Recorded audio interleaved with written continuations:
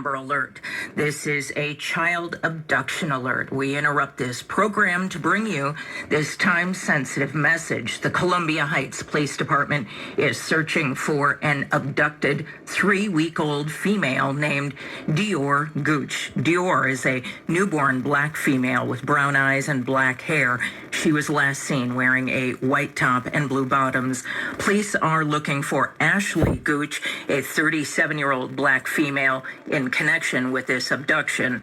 She is approximately 5 feet 5 inches tall, weighs 158 pounds, with brown eyes and black hair with pink braids. She was last seen wearing an orange and white sundress and a black backpack, pushing Dior in a stroller. She was last seen walking west on 37th Avenue, crossing University Avenue in Columbia Heights.